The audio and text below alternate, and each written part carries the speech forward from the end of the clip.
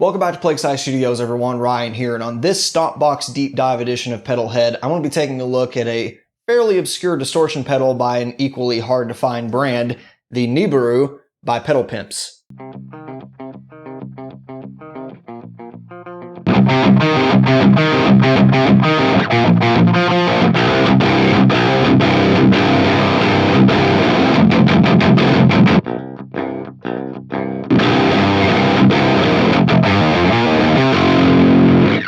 If you've been around the channel for the past 6 months or so, you'll have seen I've had this Pedalhead series going for a while, and I've generally taken similar circuits, kind of shot them out, shown the strengths and weaknesses for each one, and talked about where they excel, which one you should get depending on what kind of music you play, or which one you should avoid, that sort of thing.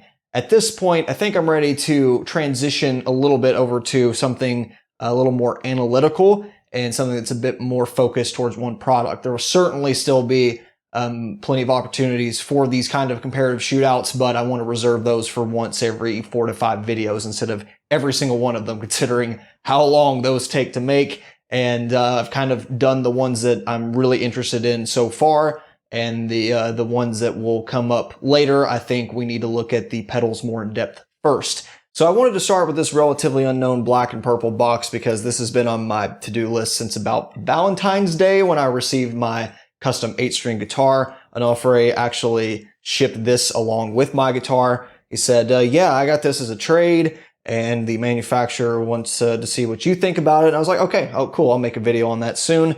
And soon turned into half a year, as does many of my little projects do. So here we are finally, and I think I found an interesting topic and an interesting way to frame this, where it's not just a distortion pedal, plug in, sound good, go buy it, because it's a little more complicated than that. The first thing to get out of the way, if you're expecting this to be your typical plug into a distortion pedal riff for 20 minutes, this ain't it. This is not that kind of video. I don't find that engaging past the 7 to 10 minute mark. And because of that, all distortion videos kind of flow the same way, even the ones that I've made in the past.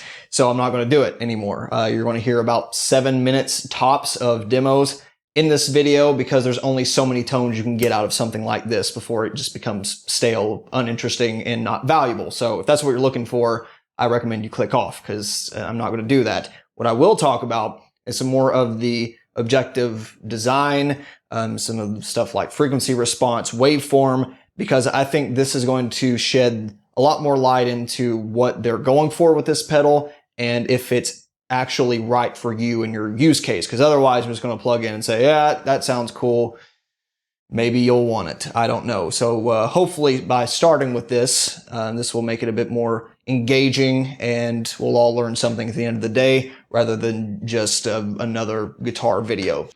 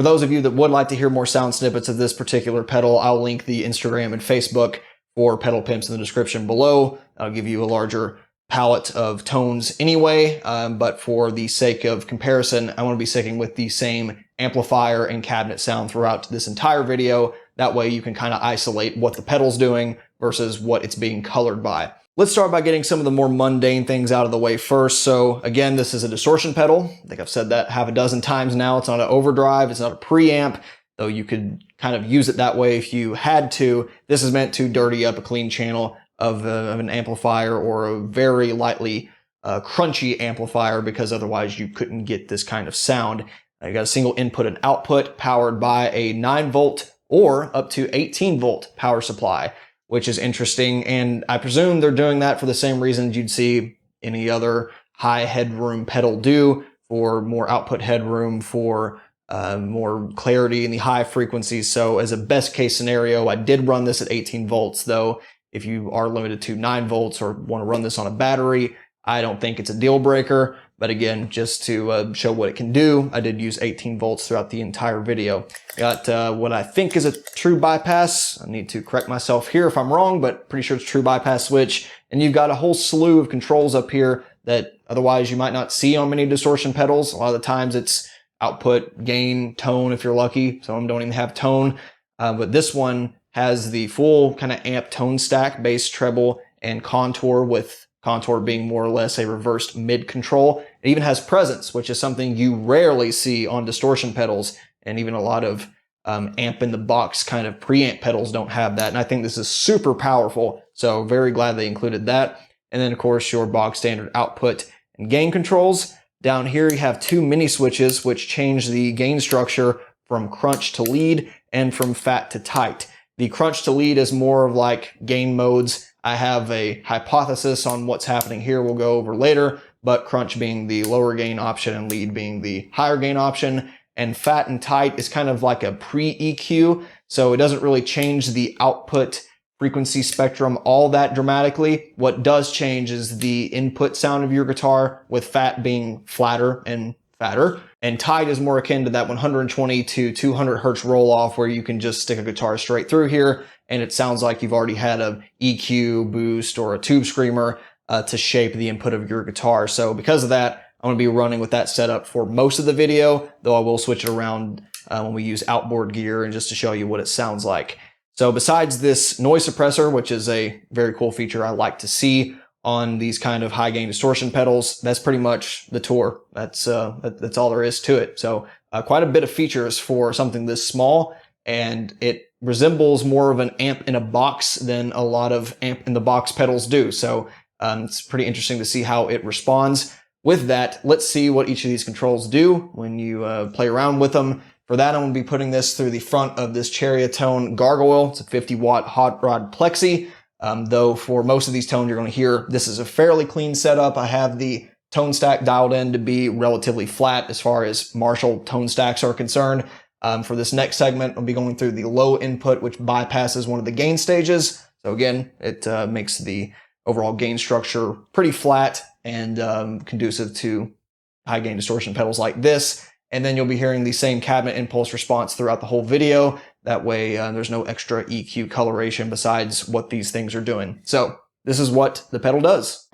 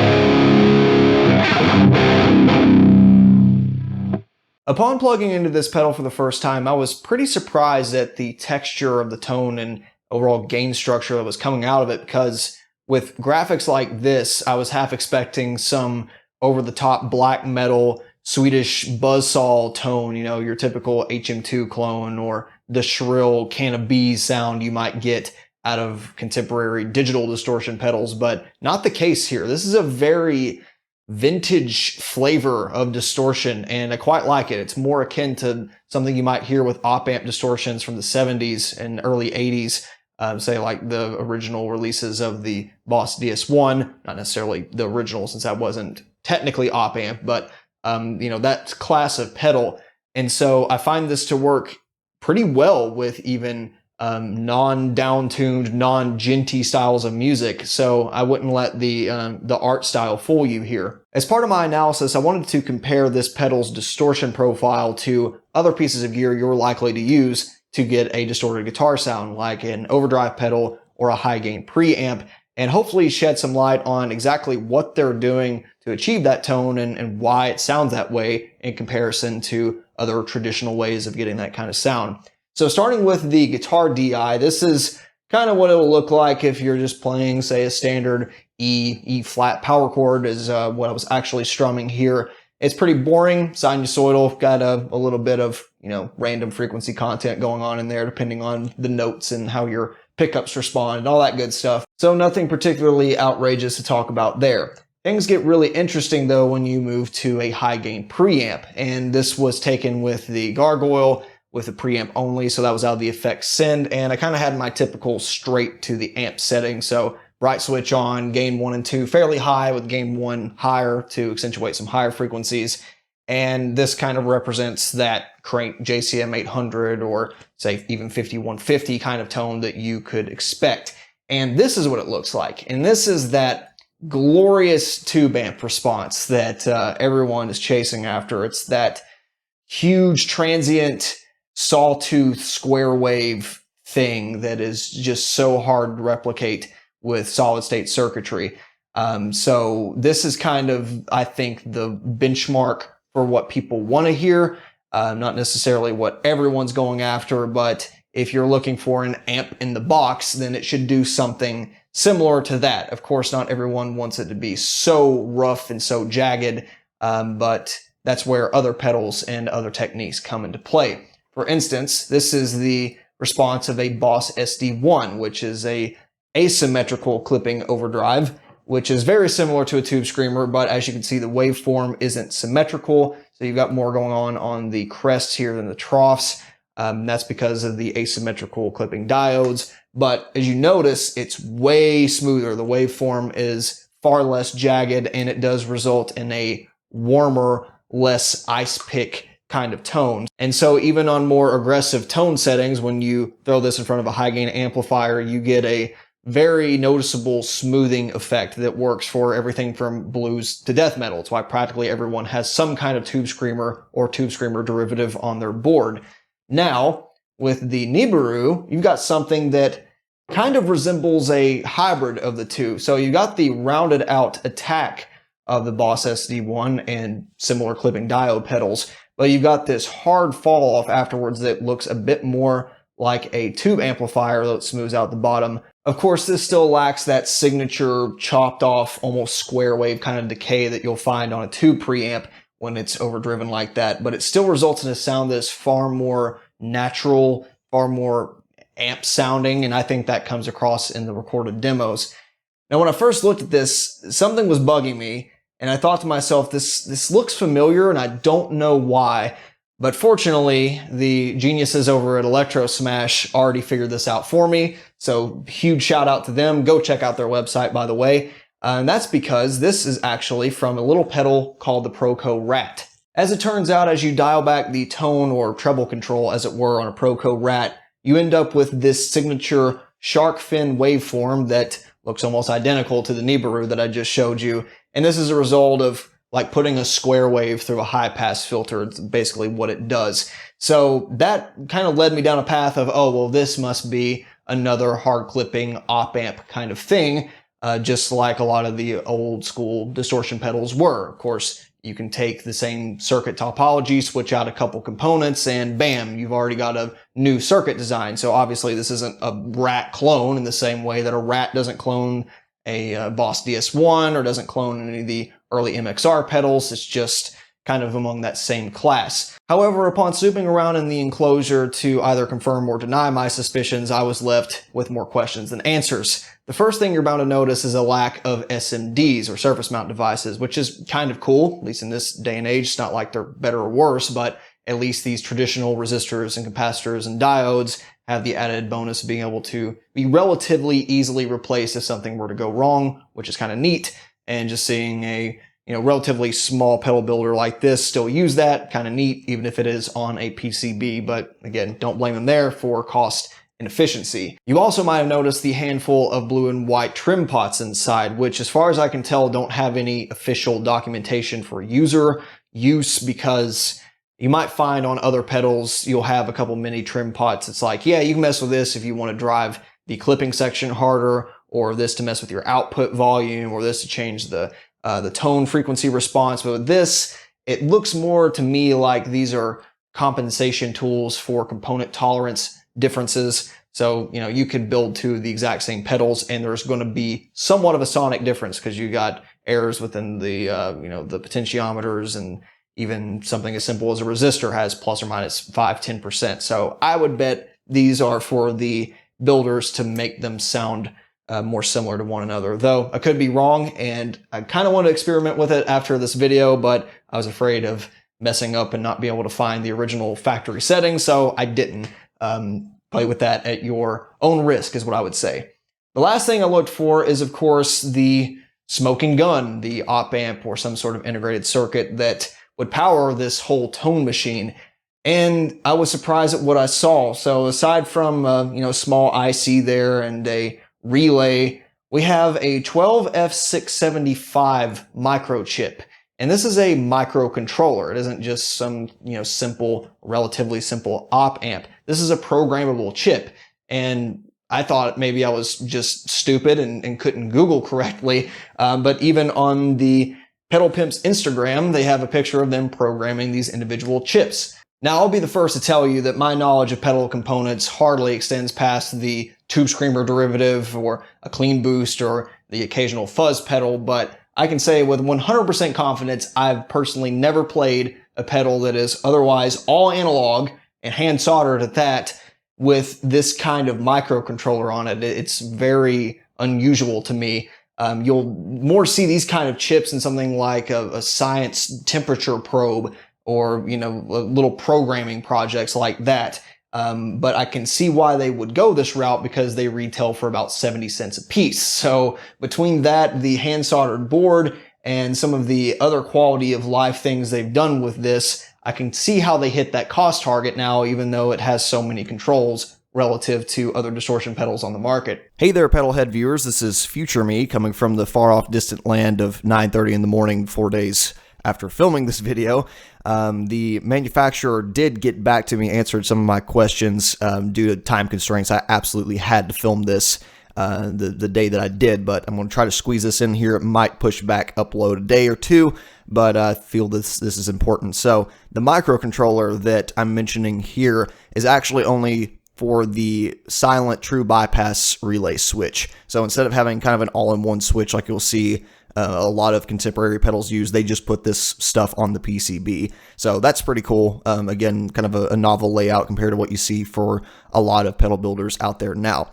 Which means the gain stages are coming from the JFET transistors you see on the PCB, which I actually saw, and I didn't put two and two together, but this is kind of like the MOSFETs that you might find on, say, a full tone OCD. That's the only other pedal I own that kind of has that distortion quality to it. But they do result in that sort of shark fin distortion profile that I showed earlier.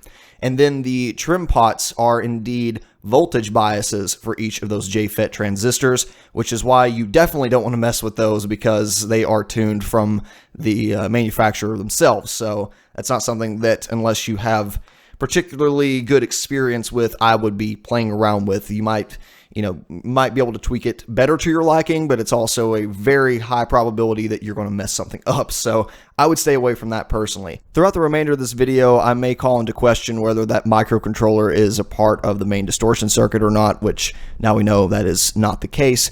Either way, it doesn't really affect my overall judgment of the pedal or the outcome of this video. So with that, back to past me. With that out of the way, let's talk about some of the features on this pedal that actually directly affect your tone, rather than if your signal's coming from a digital component or not. So starting with the noise suppression, this is a must-use on this pedal, in my opinion, because say the worst case scenario, which I doubt many of you would use, but if you crank gain and output, you're going to get some pretty nasty noise. And if you have a relatively quiet setup otherwise, it will be distracting. So I'm happy they included this noise suppressor because it's a good one. It doesn't really interfere with your playing, with the attack or articulation or even decay of your otherwise kind of sanctified guitar tone in ways that I think other outboard gates can do. And so I like this suppression feature where it just kind of lowers the floor more than like hard stops and starts your signal. So if you have the suppressor fully off, we'll call that zero, at least relatively zero noise reduction, and you move it up to noon, say the 12 o'clock position, what I'll call 5 here, you get a 58% reduction in perceived loudness, which comes out to be right around 13 decibels-ish. Now, if you crank it all the way up to max, what I'll call 10 here, you get 69% reduction in perceived noise, which is around 17 decibels. So you've lowered your floor by roughly 17 decibels there. And, almost 70% is pretty damn respectable, and it definitely takes it from that's awful to, oh no, I can live with that. And also interesting to note that the overall tapering of this pot is such that you get a vast majority of the suppression effect well before noon. And then the last little bit is kind of fine tuning. And so I personally never ran into a situation where I had to back it off from fully suppressed, but I can see maybe if you have a low output guitar, it could, potentially cause problems for you. Otherwise, it's a very effective tool. With that out of the way, let's move on to my favorite part of these little analyses with the frequency response. The first things investigated were the fat, crunch, tight, lead switch. I screwed that up, but you know what I'm talking about.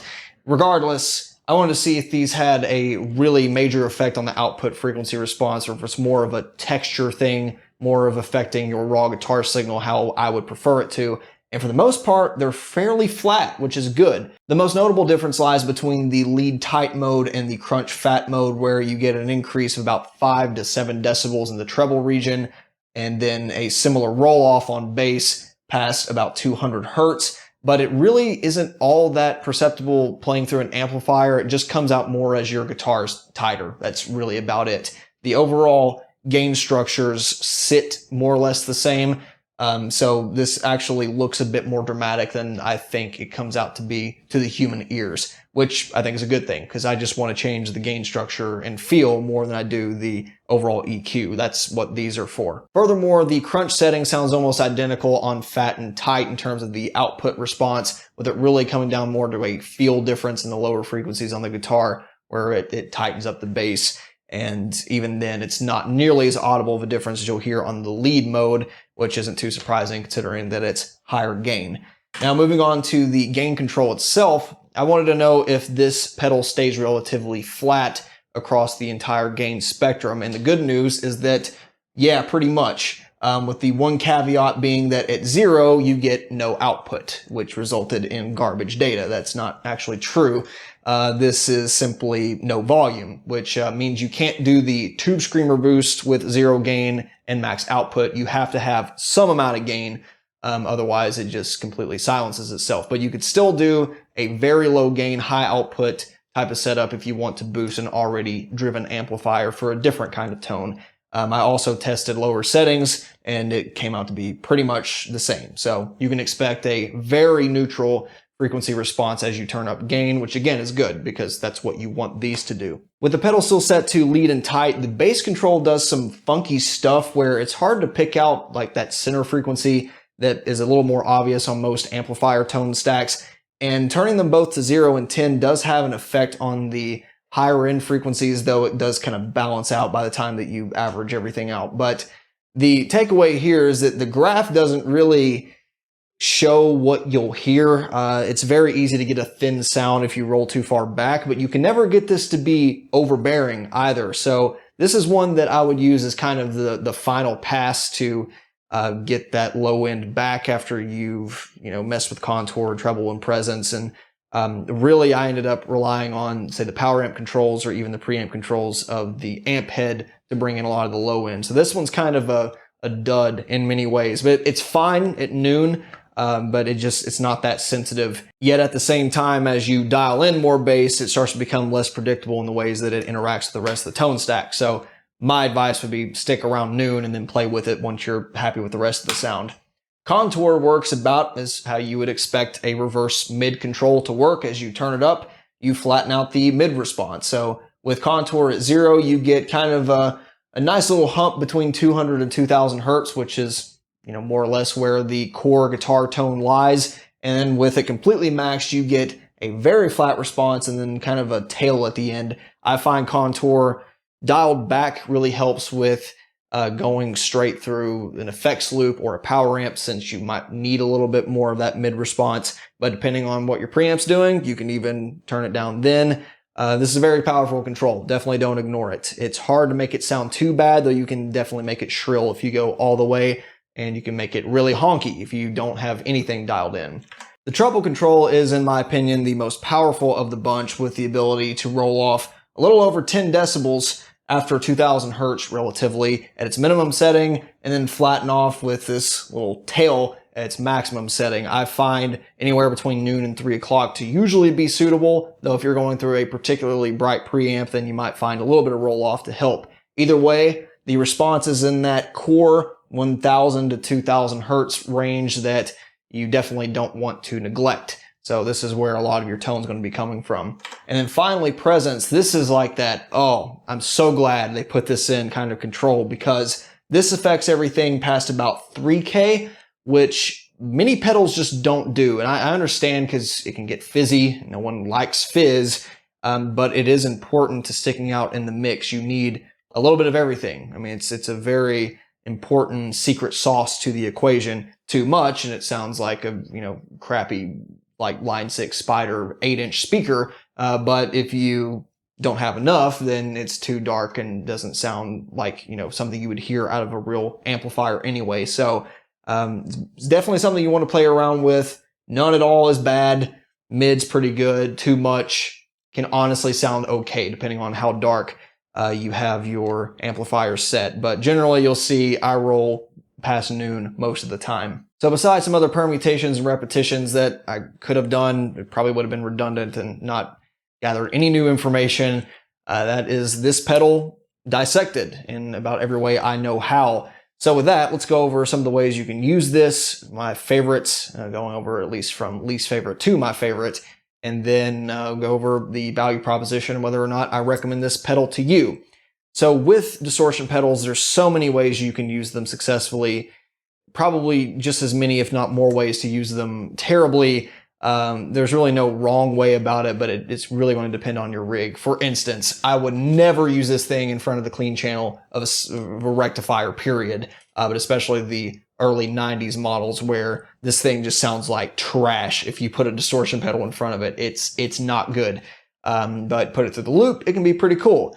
So if you're using kind of this Marshall style amplifier and you can roll off the gain and get something approaching clean, with just a touch of crunch, that's usually where distortion pedals shine for me. The other way that a lot of people like to use this is through an effects loop. So I'll show you what that sounds like now. Personally, I don't think this is where this thing shows its best efforts, but it does work. It's just missing some of the finer tone controls that I like to have in a preamp. And personally, I think this thing needs a few more tubes to go through in order to sound really organic. But through the loop is doable.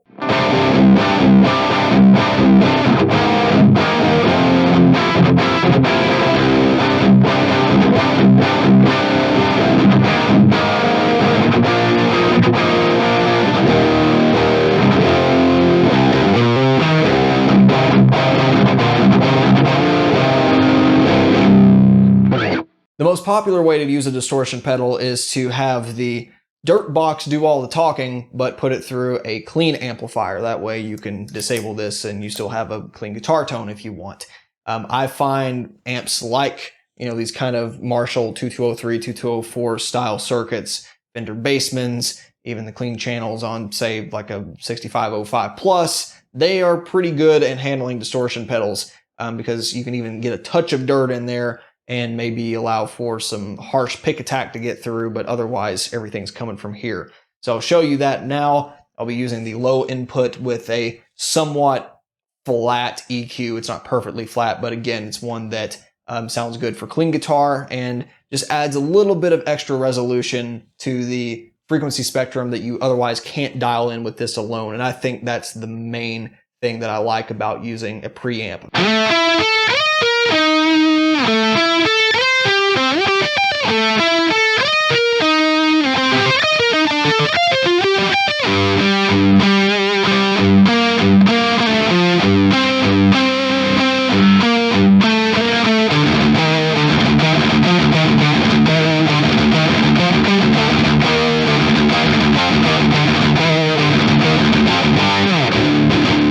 A popular way to use distortion pedals in the 90s and even early 2000s, especially around the death metal scene, was to boost an already crunchy, overdriven amplifier with a distortion pedal. And this is almost like the Tube Screamer through a 5150 kind of ideology, except you close the gap between the two. One isn't so high gain, the other one isn't so low gain, and basically you just take two mid-gain sounds almost on their own and stack them together, and you get something that is fairly unique. I like this one a lot. It's not my thing. This isn't one that I would normally ever play with. My idea of good tone is just, let the amp do most of the work and then feed it a little bit more signal if it needs it. But this is cool, and it results in a sound that I don't think you can really get in any other way. There's no single amplifier that really does this. And so a cool distortion pedal through a good amp is definitely a neat route to take if you want to have this really saturated sound. Because this isn't really the same kind of turn up gain to 11 saturated sound where it's just fizzy and inarticulate and sounds like garbage. This is cascading gain stage kind of saturation, and that's what I really like. So this, pseudo op amp type thing going through regular tubes, it's cool, and I quite dig it.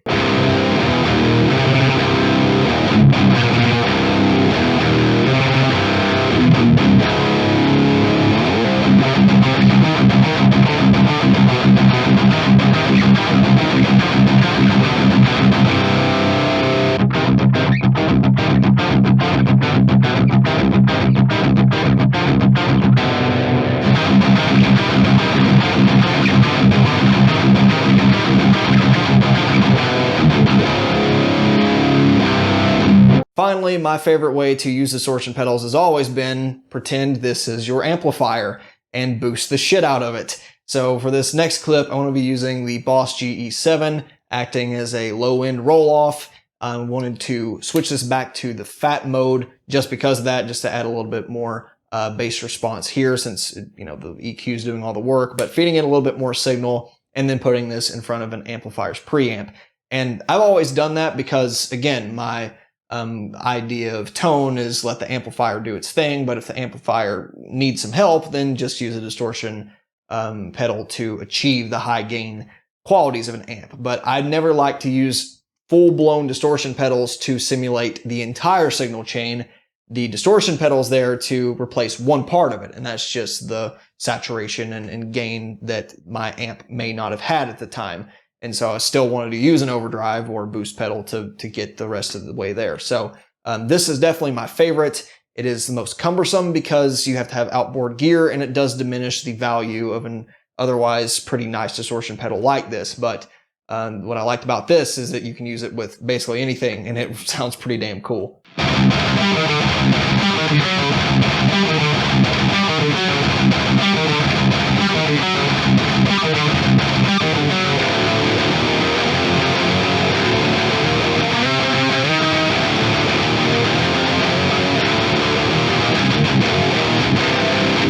So at the end of all this, what have we learned? Well, personally, not a whole lot. And when it comes to using distortion pedals, this has definitely not revolutionized my signal chain. I still have the same reservations about distortion pedals in the modern age that I did when I made my last distortion pedal video. Was that like a year and a half ago at this point? But the point remains the same, is that I think most people are going after just a good amplifier sound and boost it with a pedal or two, not necessarily have a pedal platform and then use a distortion box. And a lot of people are going towards pedal platforms, but if they do, they're probably going after an amp in the box, you know, something like a Friedman BEOD, or say a full tone that models another amplifier, and using that more like a preamp, not necessarily a distortion pedal, because to me, this needs a preamp sound, and it's cool. That's totally acceptable. That's what a distortion pedal is, in my opinion. But in terms of what it does, the only things I think are really stand out are the presence controls, which I do like. Definitely is a nice thing to have versus just a single tone controller, even a 3-band EQ. And then the tight and fat switch is really nice to be able to switch between direct tones and stacked overdrive tones.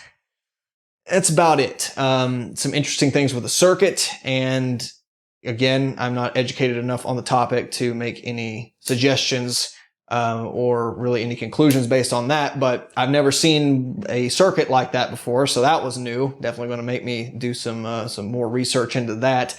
But overall, when I first got this, I was like, how are they selling this thing for $130 plus $50 shipping, which is quite a bit. But you look at it, and it's like, damn, this thing that's a lot for $130 compared to what else is on the market. However, after pricing some of the components used to make this pedal, and considering it's coming from a relatively lower income part of the world, it kind of makes sense. And I don't necessarily know that I'd pay $130 for it new, knowing what I know now. It's built like a tank, and I'll definitely give them that. It's, you know, I would have no problem gigging with this. It feels really nice. The biggest issue I have, I think, with construction is these crap screws that want to strip out after 2 use cases. I'll blame that on whoever they source the enclosure from more than that, but it's an industry-wide problem. If you're going to have, you know, people get into your enclosures, make sure that doesn't happen, whatever. But overall, again, it's not changing my worldview on distortions, but it's definitely a quality one. This isn't just a ripoff, you know. This isn't just like, oh, let's take every distortion pedal ever made, or take a Boss Metal Zone or DS1 and copy it and say we made it. This is pretty novel as far as I can tell, and I will definitely give them props for taking what I found to be very inexpensive components and turning it into something that works and sounds really good and has its own character. Now, can I recommend it? Maybe. If you, again, are one of those people that have an amplifier that just isn't cutting it for you, and you like this overall texture of distortion you heard here. For me, it's not replacing a real amp anytime soon, and I would personally go the digital modeler route. But depending on what part of the country you're in, especially if you're in the Asian market that this is probably more centered towards, then I could definitely see this being a product that would work for a lot of people. So yeah, with that, again, I wouldn't expect to see too many full-blown distortion pedals like this in the coming future. For the reasons I discussed here, overdrives and clean boost are way up more my alley, but we'll look at a couple other interesting ones in the future. So that'll do it. I know this video was dense, so hopefully you guys liked it, and let me know what you would like to see in future pedal heads. Let me know what you would want to see cut out or maybe added in the analysis, and pedal suggestions are welcome, though the next 6 months are pretty much booked, so they're going to be on the back burner for now. Anyway, thanks for watching, and we'll see you next time. Bye.